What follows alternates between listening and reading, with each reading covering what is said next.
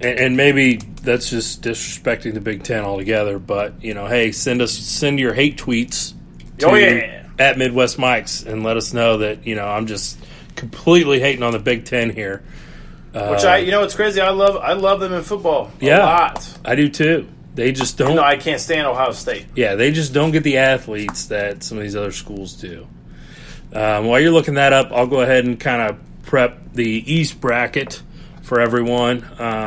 Duke, Virginia Tech, LSU, and Michigan State are all still alive in that bracket. That's your two Sweet 16 matchups. Okay, a long time ago, 2000, Michigan State. Oh, wow. 2000, last Big Ten team to win the I was guessing, in my head, I was guessing 02.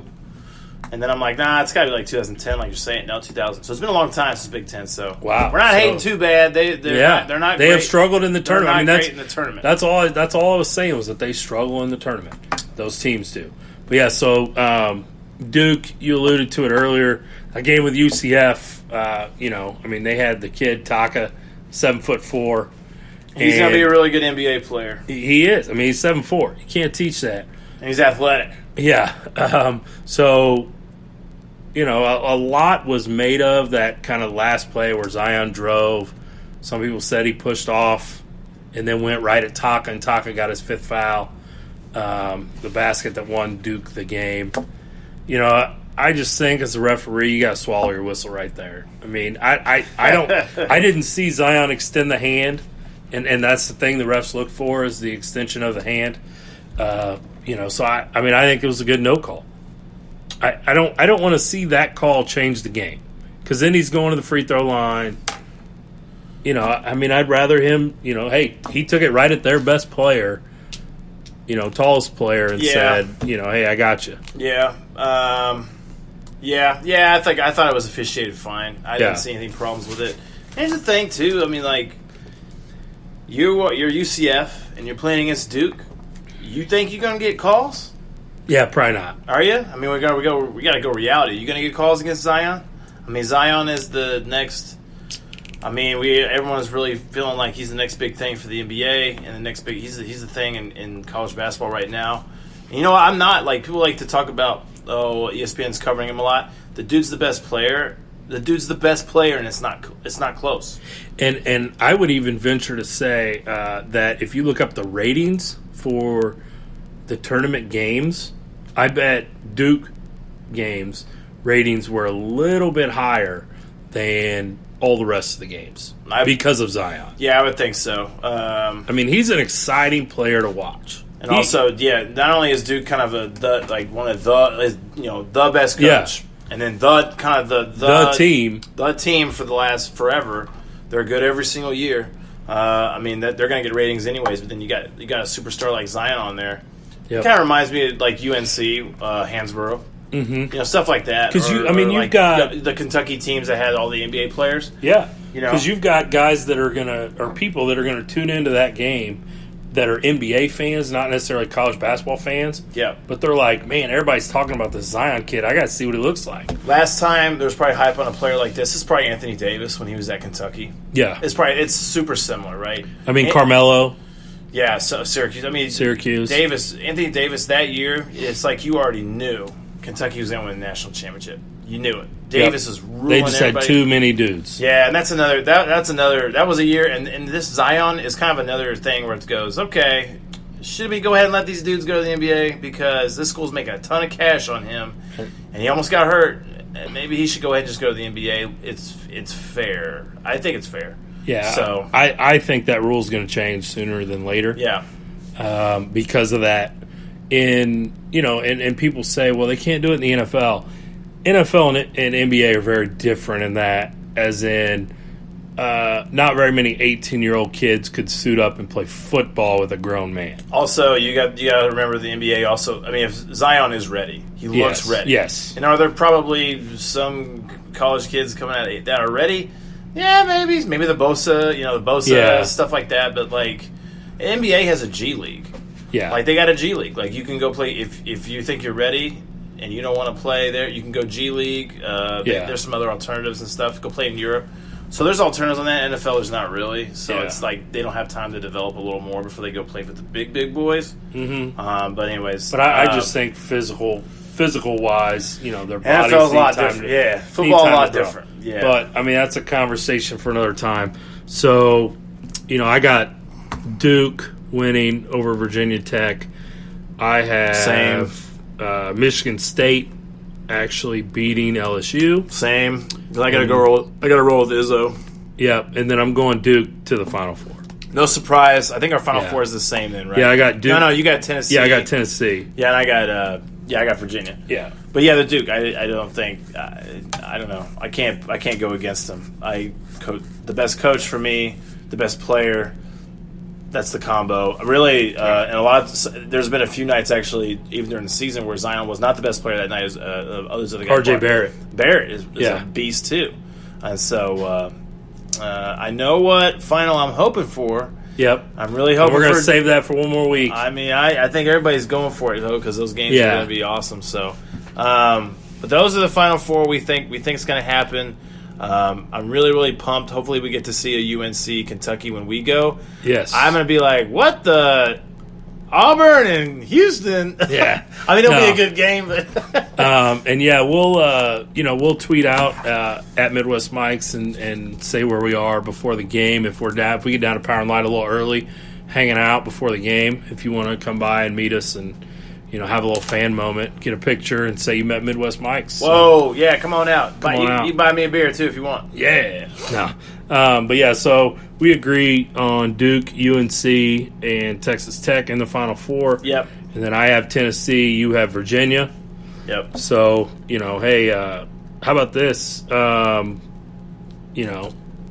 Loser on Tennessee, Virginia, if one of those teams makes it and the other one doesn't, loser buys the other guy a beer. Yeah, that's fair. Yeah. Deal. Done.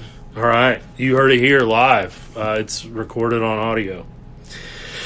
All right. Anything else with the tournament before we move on? No, it's been the same for me. Just exciting. I like watching. I love it. It's a good time of year. Yeah, I watched a ton of those games. Really, really fun.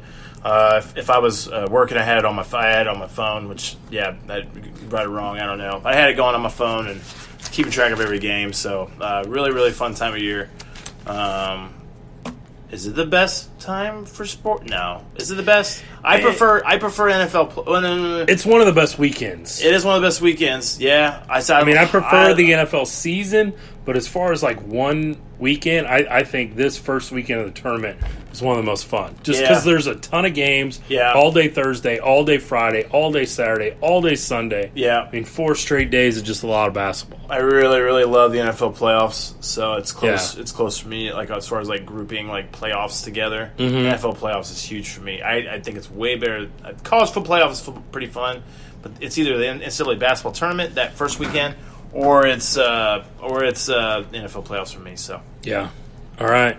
Well, we'll go ahead and move into the AAF, the Alliance of American Football. By the way, I have been tweeting at them to get us some press passes for the championship game in Dallas.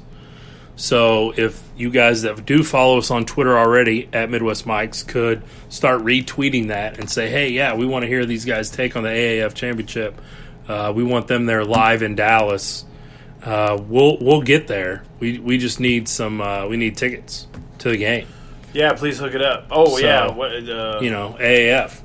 So hook it up. But the big news this weekend was Johnny Manziel got his first action in the AAF. Brandon Silvers did start the game for Memphis.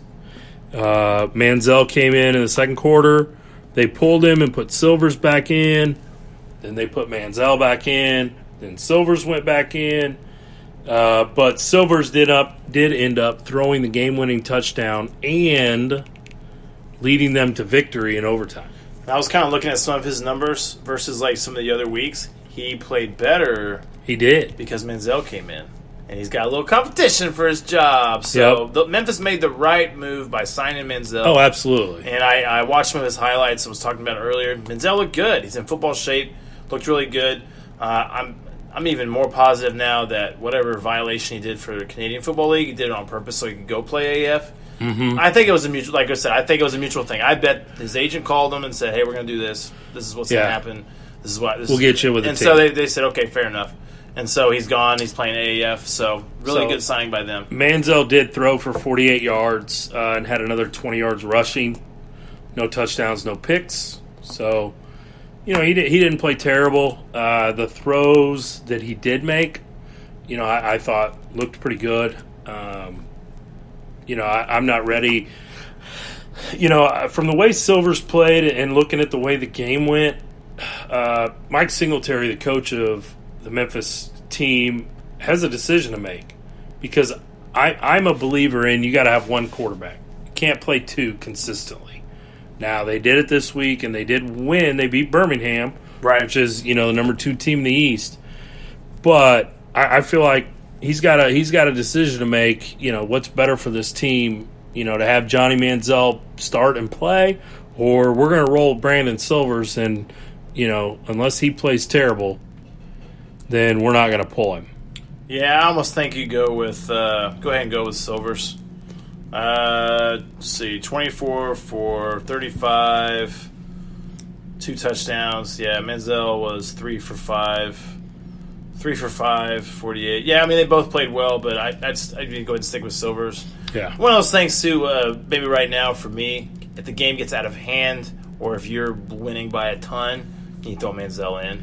And I think, I don't know for sure the time, but I'm pretty sure they were down a couple scores when they did make the switch to put Manziel in. Right. And it did kind of spark the team. I know they got a blocked punt, for a touchdown. And so, maybe that was his thinking, like, hey, I'm just going to put this guy in. We're down a couple scores, see if it gives us a spark, and then I can put the other guy in who's playing well and, lead us to victory. So they could use him. They could take a lesson from Saban, what he kind of did with his 2 quarterbacks. Mm-hmm. Have packages. Very specific packages for what's his name, Hearns?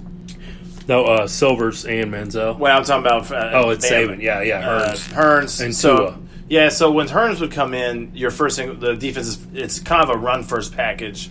But you have a guy back there that can throw. They can kind of do the same thing with Manziel, because it's kind of like their stats on running, and their running game sucks. Yeah. So Zach Stacy's kind of washed up.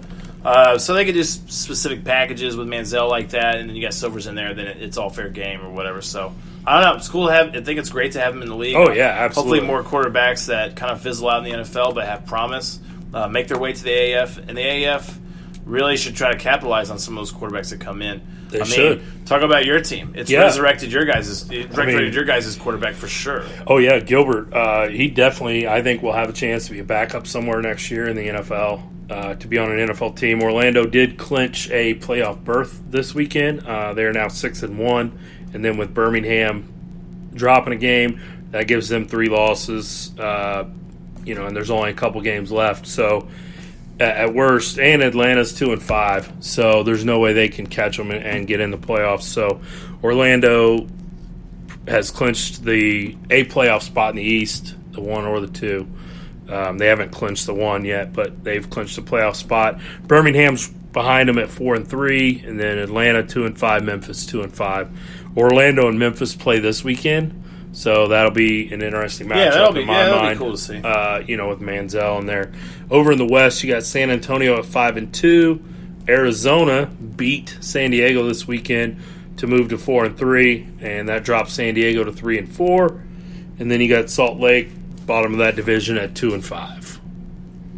So, but I'm going to stick by my prediction from last week, and San Diego is still going to find a way to get in the playoff. Based on their schedule that they have left, I see them getting in the playoff. Yeah, I think you're right. So even though they lost the one this weekend, they still have to play Arizona at home in San Diego to round out the season. I think it's going to come down to that. Because this week San Diego goes to Salt Lake, which Salt Lake's not very good. So I feel like they can get that win. Arizona goes to San Antonio, which I believe with a win, San Antonio clinches a playoff spot. Yeah, I think you're right. So they're going to want to play And that's going to put Arizona and San Diego right back to even with 2 weeks to go. Yeah. Talking about that, I think going back to your team a little bit. I was kind of looking at the numbers on this game. It's